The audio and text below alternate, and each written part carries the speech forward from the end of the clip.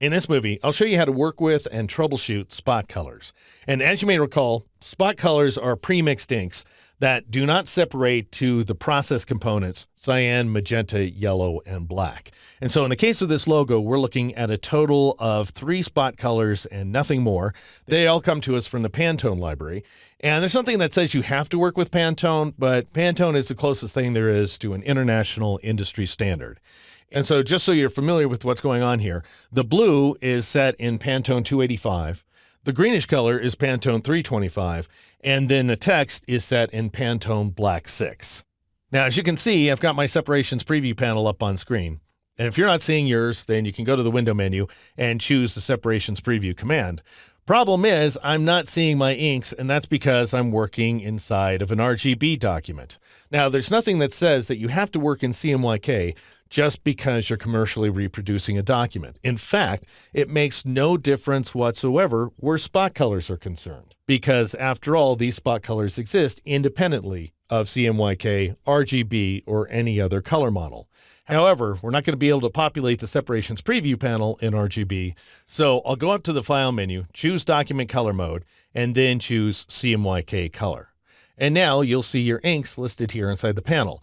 Now, in my case, I can only see the cyan, magenta, yellow, and black inks, and that's because my panel's not tall enough.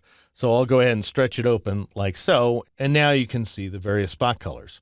In order to gain access to them, I'll turn on the Overprint Preview checkbox, and I want you to notice how one of the inks just disappeared, and that's because I have this checkbox turned on, Show Used Spot Colors Only.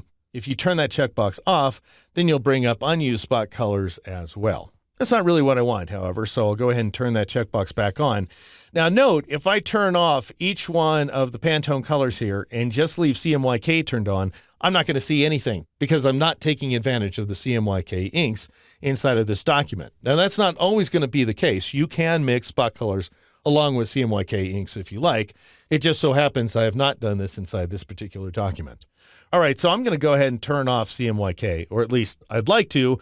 Problem is, I can't turn it off when nothing else is turned on. So I'll just go ahead and turn on Pantone Black 6C, and you can see that brings back the text. Then I'll turn off CMYK, because after all, it's not making any difference here. And now I'll turn on Pantone 285, and I want you to notice something. We have these very thin lines around these edges right here, and that is a genuine problem, by the way. And we have a similar problem associated with the Pantone 325 plate. I'll go ahead and turn it on and then turn the blue plate, 285, off. And now notice we have this thin line over here on the right-hand side. And we also have another thin line, it's a little bit shorter, over here on the left-hand side. And so to take care of that, what I'm going to do is press Control-0 or Command-0 on the Mac to zoom out. And I'll go ahead and turn Pantone 285 back on. And then I'll just go ahead and marquee this path. And the problem, by the way, if I twirl open this solid color layer here inside the Layers panel, I've got a clipping group right there. And notice that that group contains a big blue shape right there that's clipping the greenish shape. And while that's generally a great way to work, it's not serving our needs in this case. So I'm going to press the backspace key or the delete key on the Mac in order to get rid of that logo. And then I'll turn on the base shapes layer right here, which contains my original path outlines. Problem is I can't see a darn thing, and that's because I have CMYK turned off. So I'll go ahead and turn it back on, and that way I can see these shapes that are currently set in black. And then I'll just go ahead and marquee them like so. And then I'll duplicate these shapes by pressing the Alt key or the Option key on the Mac, and I'll drag that purple square up to the solid colors layer like so.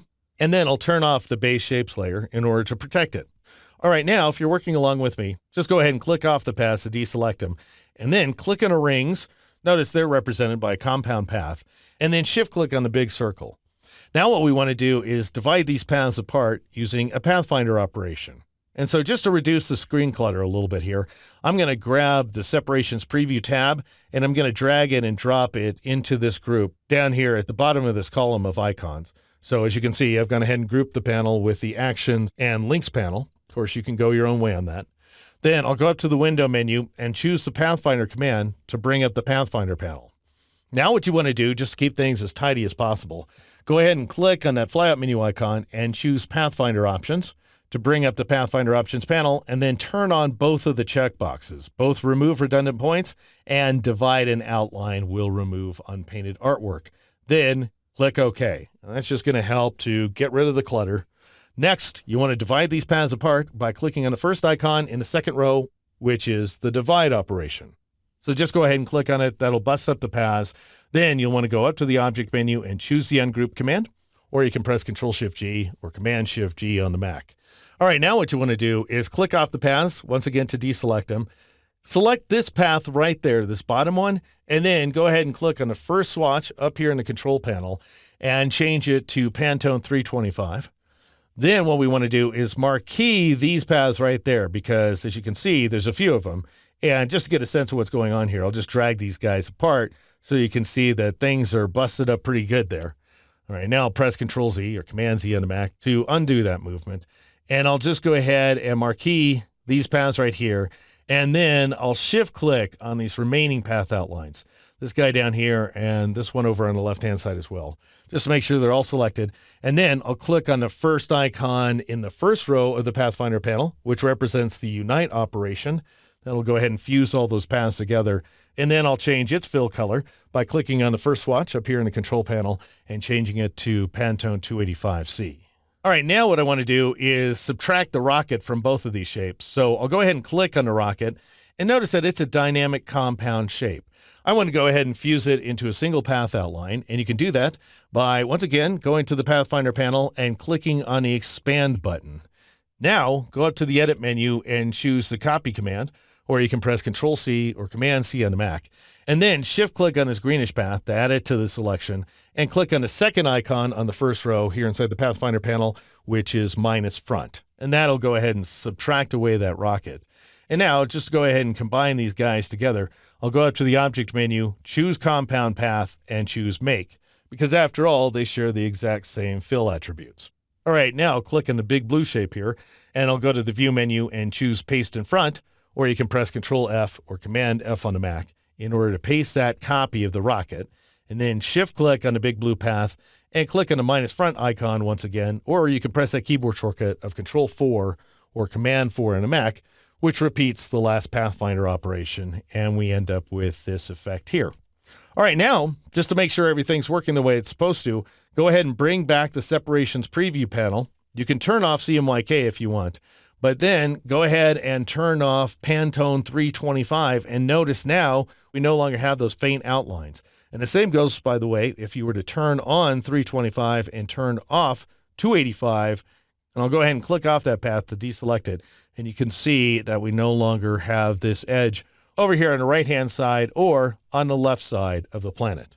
All right, now I'll press Control-0, Command-0 on the Mac to zoom out, and I'll go ahead and turn Pantone 285 back on. Somehow I managed to turn on the yellow ink. I don't want that, so I'll just go ahead and turn it off. And that is how you work with pre-mixed spot colors and how you troubleshoot your artwork to make sure that you're getting the exact effect you're looking for.